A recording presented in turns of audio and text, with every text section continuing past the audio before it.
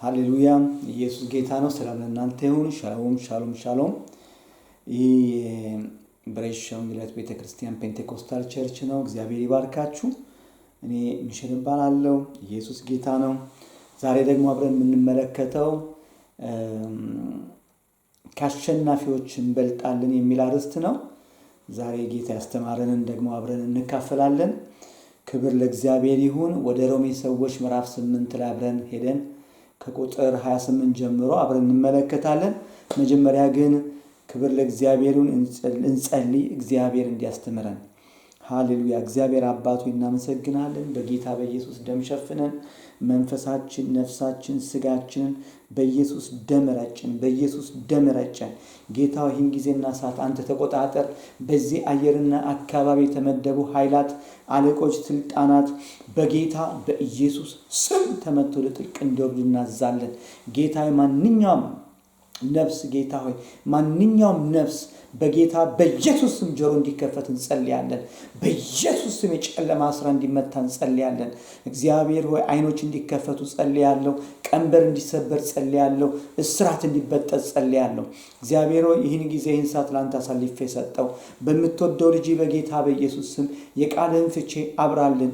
በኢየሱስ ስም ስለሰማህን ተመስገን። አሜን። ሃሌሉያ። አብረን አንድ መዝሙር አብረን እንሰማና ከዛ በኋላ የእግዚአብሔርን ቃል አብረን እናያለን። ሃሌሉያ።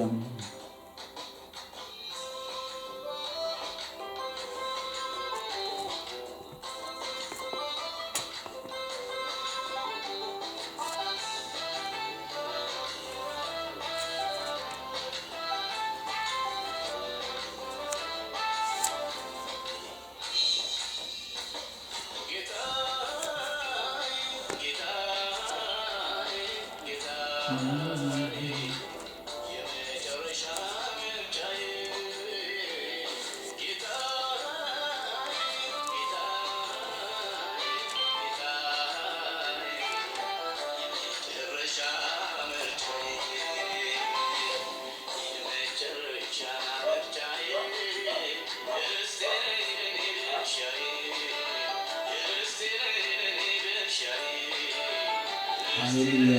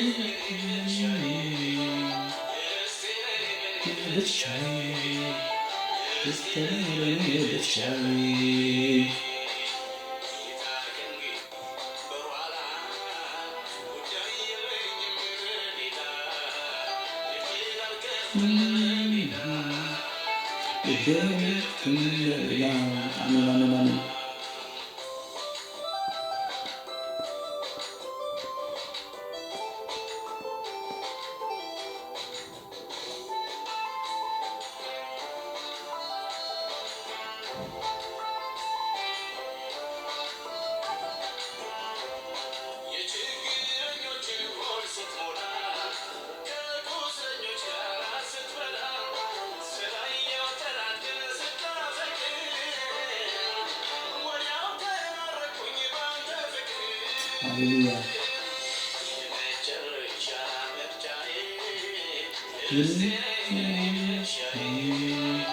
ርስትነኔ ድርሻዬ ርስትነኔ ድርሻዬ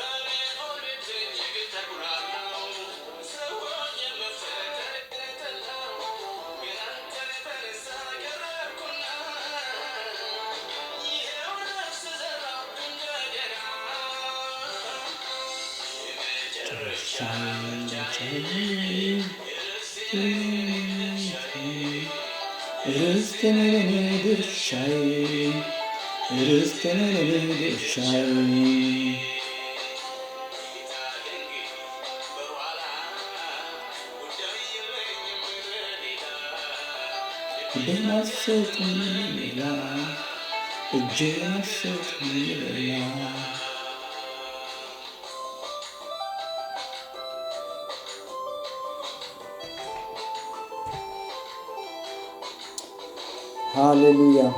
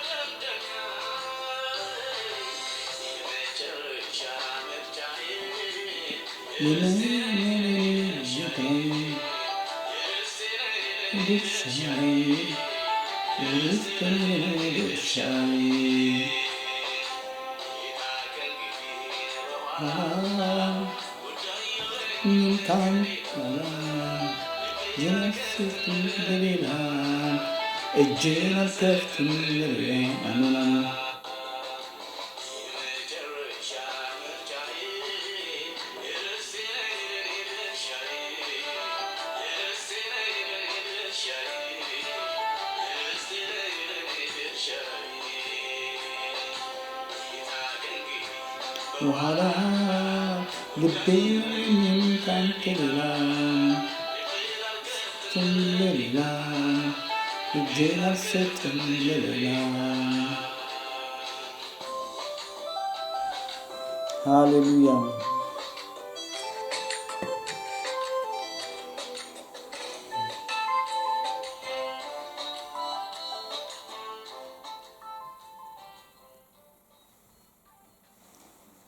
ሃሌሉያ። ክብር ለእግዚአብሔር ይሁን። ኢየሱስ ጌታ ነው።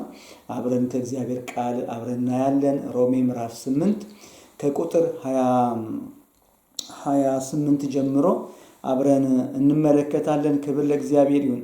ኢየሱስ ጌታ ነው። ማንም በክርስቶስ ቢሆን አዲስ ፍጥረት ነው ተብሎ እንደተጻፈ አብረን ደግሞ ይህን ቃል አብረን እንመለከታለን። ኢየሱስ ጌታ ነው። ክብር ለኢየሱስ ይሁን። ሃሌሉያ። የእግዚአብሔር ቃል እንደዚህ ይላል፣ እግዚአብሔርንም ለሚወዱት እንዳሳቡም ለተጠሩት ነገር ሁሉ ለበጎ እንዲደረግ እናውቃለን። ልጁ በብዙ ወንድሞች መካከል በኩር ይሆን ዘንድ አስቀድሞ ያወቃቸው ልጁን መልክ እንዲመስሉ አስቀድሞ ደግሞ ወስኗልና፣ አስቀድሞም የወሰናቸውን እነዚህን ደግሞ ጠራቸው፣ የጠራቸውን እነዚህን ደግሞ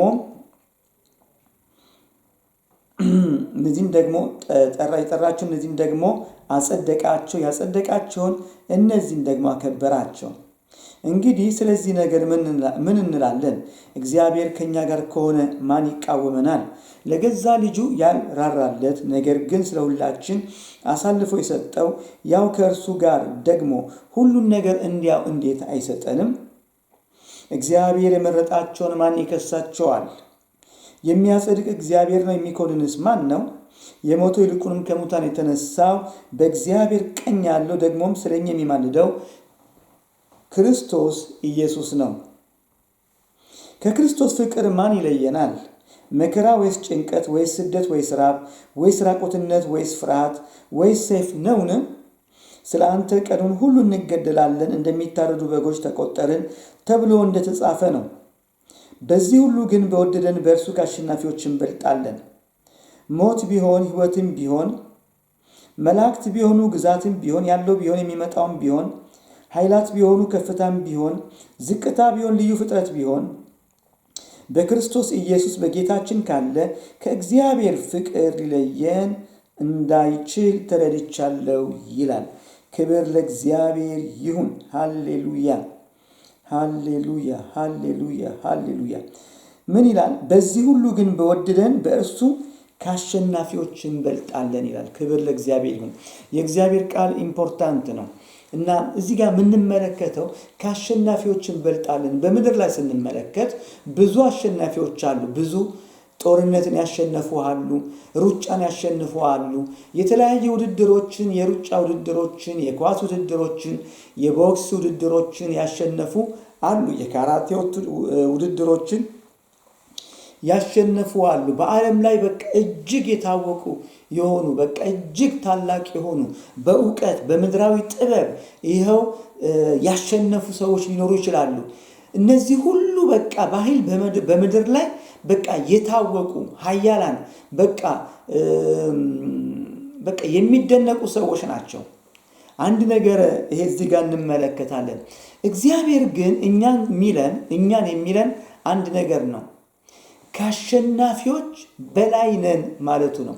እኛ በክርስቶስ ኢየሱስ ያመንን ሁላችን ከአሸናፊዎች ሁሉ እንበልጣለን ማለት ነው። ክብር ለእግዚአብሔር ይሁን። ለምን? እርሱ ስለኛ ምን አድርጓልና? ጌታ ኢየሱስ ሁሉን አሸንፏልና። ክብር ለኢየሱስ ይሁን። እስቲ በመጀመሪያ አንዳንድ ነጥቦችን ከቁጥር 28 ጀምሮ አብረን እንመለከታለን። የእግዚአብሔር ቃል እንደዚህ ይላል፣ እግዚአብሔርን ለሚወዱት እንደ ሐሳቡ ለተጠሩት ነገር ሁሉ ለበጎ እንዲደረግ እናውቃለን ይላል። እግዚአብሔርን ለሚወዱ እንደ ሐሳቡ ለተጠሩ ነገር ሁሉ ለበጎ እንደሚደረግላቸው እናውቃለን ይላል። በቃ እናውቃለን። በቃ ማንኛውም ነገር ታውቃላችሁ፣ ጠላት በተለያየ መልክና ሁኔታ ወደ እናንተ ቢመጣ በቃ ሩጫችሁን ሊያቆም ቢተጋ ምን ቢል፣ ነገር ግን ያ ሁሉ እናንተን ወደ መልካም ነገር፣ ወደ መልካም አድራሻ፣ ወደ መልካም ውጤት፣ ወደ መልካም መንፈሳዊ ሕይወት ሊያደርሳችሁ ነው። ለምን? በክርስትና ሕይወት ምን አለ መሰላችሁ? ሩጫ አለ፣ ውድድር አለ፣ ትግል አለ፣ መጋደል አለ፣ ጦርነት አለ። አንድ ክርስቲያን ይህን ሁሉ አልፎ ነው በቃ ይህን ሁሉ አልፎ መጨረሻ ሲደርስ፣ ክብር ለእግዚአብሔር ይሁን፣ የእሱ መጨረሻው ወይም ጌታ መጥቶ ወደ ላይ መነጠቅ ነው፣ ወይም ደግሞ ስለ ጌታ መሞት ነው፣ ወይም ከዚህ ምድር መለየት ነው። ምንድነው መጨረሻው? ምንድነው ቢባል አንድ ነገር ነው። እምነቱን አጽንቶ የጠበቀ እስከ መጨረሻ የጸና፣ በማንኛውም ወቅት በማንኛውም ፈተና፣ በምንም አይነት ፈተና በቃ በእግዚአብሔር የታመነ ማለት ነው። ክብር ለእግዚአብሔር ይሁን። አያችሁ፣ በምድር ላይ ብዙ ሁኔታዎች ሊያጋጥሙን ይችላሉ። ነገር ግን እግዚአብሔር ስለምንወደው፣ እግዚአብሔር እኛን ከመጀመሪያ ጀምሮ እኛን ስለመረጠ ለአንድ ዓላማ ነው የመረጠን። የመረጠንም ለዘላለም ሕይወት ነው። የመረጠንም ለዘላለም መንግስት ነው። ግን ወደዛ ስፍራ ለመድረስ አንደኛ ማንኛውም ሰው በጌታ በኢየሱስ ክርስቶስ ስም ያምናል ማለት ነው። አንድ ሰው በጌታ በኢየሱስ ካመነ በኋላ በሕይወቱ የሚያጋጥመው ነገር አለ። ምድረ በዳ አለ፣ ባህር አለ፣ የፈርዖን ጦር አለ፣ የአማልክት ጦር አለ፣ ራብ አለ፣ እጦት አለ። በዚህ ውስጥ ሁሉ የእግዚአብሔር ቃል የሚለን ነገር ምንድነው? ጸንተን እንድንቆም ነው። ክብር ለእግዚአብሔር ይሁን። አያችሁ፣ እግዚአብሔር ታማኝ ነው። ስለዚህ በክርስትና ሕይወት አንድ ሰው ጌታን ተቀበለ ማለት ነገሮች በቃ አለቁ ማለት አይደለም። ጌታ ይፈውሰዋል፣ ያጽናናዋል፣ ሰላም ይሰጠዋል። ነገር ግን ፈተናዎች አሉ፣ ስደት አለ፣ መከራ አለ። እዚህ ጋር የምናየው ይሄን ነው። ይኸውላችሁ እንደዚህ ይላል ቁጥር 29 ላይ ልጁ በብዙ ወንድሞች መካከል በኩር ይሆን ዘንድ አስቀድሞ ያወቃቸውን የልጁን መልክ እንዲመስሉ አስቀድሞ ወስኗልና፣ አስቀድሞ የወሰናቸው እነዚህን ደግሞ ጠራቸው፣ የጠራቸው እነዚህን ደግሞ አጸደቃቸው፣ ያጸደቃቸውን እነዚህን ደግሞ አከበራቸው ይላል። አንደኛ ምን ይላል? ልጁ በብዙ ወንድሞች መካከል ምን ይሆን ዘንድ? በኩር ይሆን ዘንድ። አንድ ነገር ወቁ። አንድ ሰው ጌታን ተቀበለ ማለት አንደኛ የእግዚአብሔር ልጅ ሆነ፣ ሁለተኛ የጌታችን የክርስቶስ ኢየሱስ ወንድም ሆነ ማለት ነው። ዛሬ ብዙ ሃይማኖቶች አሉ፣ ብዙ የተለያዩ ሃይማኖቶች አሉ። እነዚህ የተለያዩ ሃይማኖቶች ስለ ኢየሱስ ክርስቶስ አያውቁም። ክርስቲያንን የሚሉ አሉ፣ በክርስትናቸው የሚመኩ አሉ። ነገር ግን ራሳቸው ክርስቲያኖች ጌታን የተቀበሉ እንኳን ማን እንደሆኑ በክርስቶስ ኢየሱስ አያውቁም። እንኳን እነዛ ጌታን ሳይቀበሉ ክርስቲያንን ለሚሉ አንድ ሰው የእግዚአብሔር ልጅ የሚሆነው ጌታን የሚቀበለው እግዚአብሔር ስለመረጠው ነው። በማን በኩል? በክርስቶስ ኢየሱስ በኩል። ዛሬ እግዚአብሔር ብዙዎችን ወደ ልጁ ምን እያደረገ ነው? እየጠራቸው ነው። ጌታ ወደ ልጁ ከጠራቸው በኋላ ያጸድቃቸዋል። ካጸደቃቸው በኋላ ይቀድሳቸዋል። ከቀደሳቸው በኋላ ያከብራቸዋል ነው የሚለው እግዚአብሔር ቃል። ስለዚህ የእግዚአብሔር ቃል ወደ ክብር ለመድረስ አንድ መንገድ አለ። ያምን አለ፣ ሩጫ አለ፣ ተጋድሎ አለ፣ ፈተና አለ፣ መሰደድ አለ፣ መሰደብ አለ። ለዚህ ነው እዚህ ሮሜ ላይ ይህን ቃል ይላል። ቁጥር 31 ላይ እንደዚህ ይላል፣ እንግዲህ ስለዚህ ነገር ምን እንላለን? እግዚአብሔር ከኛ ጋር ከሆነ ማን ይቃወመናል ይላል። እንዴ እግዚአብሔር ከኛ ጋር ከሆነ ማን ይቃወመናል ሲል ምን ማለቱ ነው? ስለዚህ ተቃዋሚዎች አሉ ማለት ነው። የክርስቶስን ወንጌል ስታበስር ወይም ደግሞ ስትናገር ዓለም ቁጭ ብሎ አያይም፣ አጋንንት ቁጭ ብሎ አያይም፣ ወይም ደግሞ ስጋ ራሱ ያንተ ማንነት ቁጭ ብሎ አያይም። ለምን? ለዚህ ነው በመንፈስ ተመላለሱ የስጋን ምኞት ከቶ አትፈጽሙ የሚለው። ለምን? ስጋ የራሱ ምኞት አለው፣ የራሱ ምርጫ አለው፣ የራሱ ፍላጎት አለው። ስለዚህ በክርስትና ሕይወታችን የምንዋጋ ሰዎች ነን። በጦር ሜዳ ውስጥ ነን ያለነው። በተለያየ ፈተና ውስጥ እናልፋለን፣ በተለያየ ሁኔታ ውስጥ እንሄዳለን። ነገር ግን አንድ ነገር ማወቅ አለብን። በቃ እስከ መጨረሻ የሚጸና እሱ ይድናል ይላል። ክርስትና እስከ መጨረሻ መጽናት ማለት ነው። ጌታችን ኢየሱስ ክርስቶስ የሱ መጨረሻው ዓላማ በምድር ላይ የእግዚአብሔር ዙፋን አይደለም፣ አልነበረም። ጌታ ኢየሱስ ወደዚህ ምድር የመጣው የመጨረሻው በቃ ግቡ ምን ነበረ መሰላችሁ? የሱ ሩጫው ከሕፃንነቱ ጀምሮ፣ ከተወለደ ጀምሮ፣ ስጋ ከለበሰ ጀምሮ የሱ ሩጫው ወደ መስቀል ነበረ። ወደ መስቀል መሄድ ያስፈራል፣ ዋጋ ያስከፍላል። ወደ መስቀል መሄድ ስቃይ አለ፣ ፍርሃት አለ። ብዙውን ጊዜ በክርስትና ሕይወት ብዙ ነገሮች ሊያጋጥሙን ይችላሉ። ነገር ግን ጸንተን እንድንቆም እግዚአብሔር ይፈልጋል። ጸንተን ስንቆም ያ ከአሸናፊዎች እንበልጣለን የሚለው ቃል በሕይወታችን ይከናወናል፣ ይፈጸማል ማለት ነው። ከአሸናፊዎች እንበልጣለን። ለምን ቢባል ራሱ ክርስቶስ ኢየሱስ ወደ መስቀሉ ሄደና ስለኛ ምን አድርጓልና አሸንፎልናልና በኋላ ሄደን እንመለከታለን። ከአሸናፊዎች መብለጥ ማለት እግዚአብሔር በሰጠ ሩጫ ላይ ጸንተ መቆም ነው። ወደ ኋላ መቅረት አያስፈልግም፣ መመለስ አያስፈልግም። ነገር ግን ብትወድቅም ብትደክምም ደካማም ብትሆንም እንደምንም ብለህ እስከ መጨረሻ እንድትደርስ እግዚአብሔር ይነግርሃል። ይህንን ጌታን አጥብቀ እስከ ሞት ድረስ ታማኝ ሆነ እንድትጠብቀው ጸንተ እንድትቆም እግዚአብሔር ይፈልጋል። ከአሸናፊዎች የምንበልጠው ያን ጊዜ ነው። ክብር ለእግዚአብሔር ይሁን። ለዚህ ነው ጳውሎስ በቃ ቀኑን ሁሉ እንደሚታረዱ በጎች ተቆጠረን የሚለው። በኋላ እንመለከተዋለን።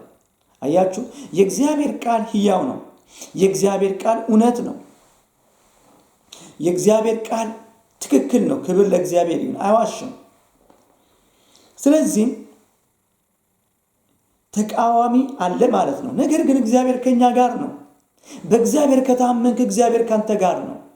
ተቃዋሚዎች ሊነሱ ይችላሉ፣ ጠላቶች ሊነሱ ይችላሉ፣ ስምን የሚያጠፉ ሊነሱ ይችላሉ።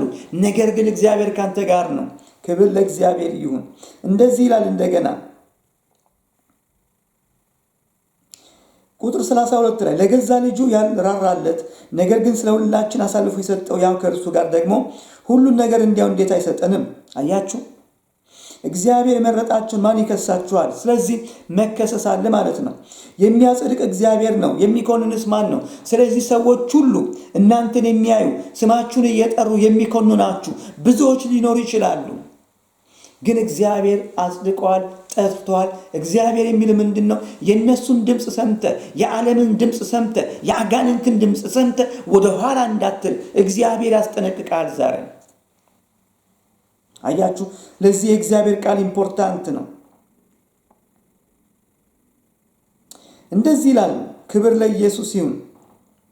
የሞተው ይላል ይልቁንም ከሙታን የተነሳው በእግዚአብሔር ቀኝ ያለው ደግሞ ስለኛ የሚማልደው ክርስቶስ ኢየሱስ ነው። በቃ ስለኛ እንደ ጠበቃ ሆኖ የቆመልን፣ ስለኛ የሚከራከርልን ማን መሰላችሁ? ኢየሱስ የእግዚአብሔር ልጅ፣ ሞትን ድል ነስቶ የተነሳ ኢየሱስ ጌታ ነው። ስለዚህ የእግዚአብሔር ቃል እንደዚህ ይላል። እንደገና ይኸውላችሁ ቁጥር 35 ላይ ከክርስቶስ ፍቅር ማን ይለየናል? አያችሁ ትልቁ የሰይጣን ዓላማው ምንድነው? ከክርስቶስ ፍቅር እኛን ምን ለማድረግ ነው? ለመለየት ነው። ትልቁ ዓላማው እግዚአብሔር ከሰጠ ስራ፣ ከሰጠ አገልግሎት፣ ከሰጠ ዓላማ በቃ እንድትቆም እንድትቋረጥ ነው። ነገር ግን ምንም ሆነ ማንም ከክርስቶስ ፍቅር ማን ይለየናል ይላል እግዚአብሔር ቃል። ምን ማለት ነው? በአጭሩ ከክርስቶስ ፍቅር ምንም አይነት ነገር ሊለየን አይችልም። ለምሳሌ ይኸውላችሁ መከራ ወይስ ጭንቀት? መከራ ከክርስቶስ ፍቅር አይለየንም። ጭንቀት፣ ምድራዊ ጭንቀት፣ የእጦት ጭንቀት፣ የተለያየ ጭንቀት ከክርስቶስ ፍቅር ሊለየን አይችልም። ወይስ ስደት፣ መሰደድ፣ ወይስ ራብ፣ ወይስ ራቁትነት፣ ወይስ ፍርሃት፣ ወይስ ሰይፍ ነውን? አያችሁ ይህ ሁሉ ከክርስቶስ ፍቅር ሊለየን አይችልም። አንድ ክርስቲያን ይህን እውነት ካወቀ ምንም ነገር ይምጣ፣ ራብ ይሁን፣ ሰይፍ ይሁን፣ የተለያየ ነገር ይሁን፣ ከክርስቶስ ፍቅር ሊለየው አይችልም። ለምን መሰላችሁ? የእግዚአብሔር ቃል ምንድነው የሚለው? የልጁን መልክ ይመስሉ ዘንድ። የልጁ መልክ በምድር ላይ እንዴት ነበረ ቢባል እንደሚታረድ በግ አፉን ምን አላለም? አልከፈተም ይላል የእግዚአብሔር ቃል። በቃ ዝም ብሎ እንደሚወሰድ ወደ መታረድ እንደሚወሰድ በግ አፉን አልከፈተም። አንዳንድ ክርስቲያን አፉን ይከፍታል። አንዳንድ ክርስቲያን በቃ መንፈሳዊ የመሰለ ነገር ግን በቃ አፉን ሲከፍት ማንን ነው የሚያሳዝነው? እግዚአብሔርን ያሳዝናል። ያ ክርስቲያን ምን አላለም? አላደገም ማለት ነው። ኢየሱስ ጸጥ አለ። ምን ያልመስላችሁ የእግዚአብሔር ቃል? እኛም ደግሞ ይላል ይኸውላችሁ ስላንተ ቀኑን ሁሉ እንገደላለን፣ እንደሚታረዱ በጎች ተቆጠርን። ስለማን? ስለ ኢየሱስ ቀኑን ሁሉ በየቀኑ እንገደላለን፣ ግን አፋችንን ምን አንልም? አንከፍትም። በየቀኑ እንሰደባለን፣ ግን አፋችንን ምን አንልም? አንከፍትም። በየቀኑ እንሰደዳለን፣ ግን በጥላቶቻችን ላይ ክፉ አንናገርም። እንጸልያለን፣ እንማልዳለን። አያችሁ ልዩነቱ ይሄ ነው። ክብር ለእግዚአብሔር ይሁን። ኢየሱስ ጌታ ነው። እስቲ እንደገና እንደዚህ ይላል ይኸውላችሁ በዚህ ሁሉ ግን ይላል። አያችሁ አንድ ክርስቲያን የሚያልፍበት ብዙ ነገር አለ። ብዙ ነገር። አንዳንድ ክርስቲያን ጌታን ከተቀበለ በኋላ ምን መሰላችሁ? እንዴ ጌታን ከተቀበልኩ በኋላ ሁሉ መከራ ለመጣብኝ ይላል። ጌታን ብትቀበልም ባትቀበልም በምድር ላይ አጋንንት አንተን አይለቅህም። ጌታን ብትቀበልም ባትቀበልም የሰይጣንም አገልጋይ ብትሆንም ሰይጣን አንተን ከማስጨነቅ አንተን ከማጥፋት ወደ ኋላ አይልም። ጌታን ተቀብለሃል። ስለዚህ ሰይጣን ደግሞ ዝም ብሎ አይሄም። ስለዚህ እግዚአብሔርን እንዳታገለግለው፣ ወንጌልን እንዳትሰብክ፣ ለብዙዎች ብርሃን እንዳትሆን ወይም ደግሞ እንዳትሆኝ ጠላት በተቻለው አቅም በሕይወትሽ ይዋጋል። በረቀቀ መንገድ ወደ ሕይወትሽ ይመጣል። ያን ሁሉ ማለፍ ያለብሽ በእግዚአብሔር ጸጋ አንተ ለምን እግዚአብሔር ጸጋውን በአንተ ላይ ምን አድርጓል? ሳይከለክል በጸጋ ላይ ጸጋን አፍስሶብሃልና መከራን የምታልፍበትን ጸጋ አልብሷል። አንዳንድ ጊዜ ሁኔታዎች ናቸው በቃ የተቀበልነውን ጸጋ እንድንረሳ የሚያደርገን። ጸጋ የተሰጠህን ጸጋ ስታውቅ በቃ ያን ጸጋ ምን አትልም፣ ጸንተህ ትቆማለህ። ማንነትን ስታውቅ ትበረታለህ፣ ትበረቻለሽ። ክብር ለእግዚአብሔር ይሁን። አያችሁ እንደዚህ ይላል፣ በዚህ ሁሉ ግን ይላል በወደደን በእርሱ ከአሸናፊዎች እንበልጣለን ካለ በኋላ ሞት ቢሆን ሕይወትም ቢሆን ያለውም ቢሆን የሚመጣውም ቢሆን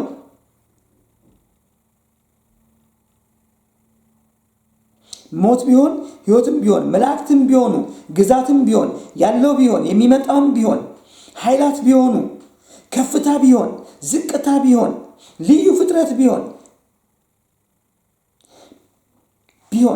በክርስቶስ ኢየሱስ በጌታችን ካለ ከእግዚአብሔር ፍቅር ሊለየን እንዳይችል ተረድቻለሁ። አያችሁ። ስለዚህ በምትሮጥበት በዚህ ተጋድሎ ውስጥ፣ በዚህ ሩጫ ውስጥ፣ በዚህ ውድድር ውስጥ ማን ካንተ ጋር እንዳለ ስለምታውቅ ማንም ከክርስቶስ ፍቅር ከእግዚአብሔር ፍቅር ሊለይ አይችልም። እናት ልትለይ አትችልም። አባት ሊለይ አይችልም። ባል ሊለይ አይችልም። ሚስት ልትለይ አትችልም። ልጆች ሊለዩ አይችሉም። አንዳንድ ጊዜ ልጆች አባባ እማማ በቃ እባክህን ይህን ጌታ ተው ሊሉ ይችላሉ። አይታወቅምና በቃ ወይም ከመከራ የተነሳ አንድ ምስክርነት ልስጣችሁ። በሰሜን ኮሪያ ላይ መጀመሪያ የሰሜን ኮሪያ የምትታወቀው ሁለተኛይቱ ኢየሩሳሌም በሚባል ለምን ብዙ ክርስቲያኖች ነበሩ። የእግዚአብሔር ኃይል ይገለጽ ነበር። የእግዚአብሔር ፕሬዘንስ፣ የእግዚአብሔር ክብር በመካከላቸው ነበር። ምን ሆነ? በቃ ኮሙኒስቶች ሰሜን ኮሪያን ሲወስዱ አንደኛ በቃ ጠላት ብለው በቃ እንደ ጠላት የቆጠሯቸው እነማንን መሰላችሁ? ክርስቲያኖችን ነው፣ አማኞችን ነው። እና አንድ ወቅት ላይ አንዱን ፓስተር እስከነ ሚስቱ እስከነ ልጆቹ ያዙ። ከዛ ጉድጓድ ቆፈሩና ጉድጓድ ውስጥ ከተቱትና በብዙ ሺህ የሚቆጠሩ ሰዎች ፊት ለፊት በቡልዶዘር አፈር መጨመር ጀመሩ። ከዛ አቆመና ዋናው መሪያቸው ምን አለ? ይህን ኢየሱስን ከካድክ በቃ ኢየሱስን ክጃለሁ ካልክ አለው። የኮሙኒስት ፓርቲው ማለት ነው። ኢየሱስን ክጃለሁ ካልክ አንተም ልጆችህም ሚስትህም ትተርፋላችሁ፣ በሰላም ትኖራላችሁ አሉት። በቃ ልጆቹ ያን ሲሰሙ በቃ ፓፓ አባባ አባዬ ማለት ጀመሩ። አባዬ ማለት አባ ማለት ሲጀምሩ በቃ ይህ ፓስተር ይህ አገልጋይ ልቡ ተነካ። ለምን? ብዙዎችን ወደ ጌታ ያመጣ ነው። በሱ ብዙዎች ድነዋል። በብዙ ሺህ ደግሞ ሰዎች አሁን በዚህ ሰዓት በቃ ተይዞ በነሱ ፊት ሊገደል ነው። ብዙዎች የሱን መጨረሻ ለማየት በዛ ቦታ ቆመዋል። አባባ ሲሉ ልቡ ተነካ። የአባት ፍቅር፣ ማንኛውም አባት በቃ ያን ሲመለከት መቆም አይችልም። ግን ደግነቱ ረዳት ሚስቱ ነበረችው። ክብር ለእግዚአብሔር ይሁን። በቃ ልቡ ተነክቶ በቃ የሚሉትን ሊል ሲል ሚስቱ ነካችሁና እንዴ አባባ አለችው። ዛሬ እኮ ሌሊት አለችው አብረን በእግዚአብሔር ዘንድ በኢየሱስ ክርስቶስ ጠረጴዛ አብረን ራት እንበላለን አለችው። ክብር ለእግዚአብሔር ይሁን። ያን ጊዜ በቃ ነቃ፣ ከእንቅልፉ ነቃ። አይኖቹን ከልጆቹ ላይ አነሳ፣ ወደ ክርስቶስ መመልከት ጀመረ። ከዛ ተያይዘው አብረው እናት አባት ልጆች ተያይዘው እየዘመሩ ቡልዶዘሩ ደግሞ በእነሱ ላይ አፈሩን እየጨመረ እስከነ ሕይወታቸው ተቀበሩ። ያን ያዩ ሰዎች በዛ ስፍራ በብዙ ሺህ የሚቆጠሩ በዛን ቀን በዛን ሰዓት ወደ ጌታ ተጨመሩ፣ ጌታን ተቀበሉ። ብዙዎቹ ጌታን እንደተቀበሉ ወደ ደቡብ ኮሪያ ሸሽተው እዛ ሄዱ። ይህም ታሪክ ተናገሩ፣ መጽሐፍትም ተጻፈ። ክብር ለእግዚአብሔር ይሁን። አያችሁ፣ እግዚአብሔር ታማኝ ነው። አያችሁ፣ ብዙ ነገሮች ሊኖሩ ይችላሉ። ዓለም፣ ፖለቲክ፣ የተለያዩ ነገሮች በቃ ከእግዚአብሔር ሊለዩን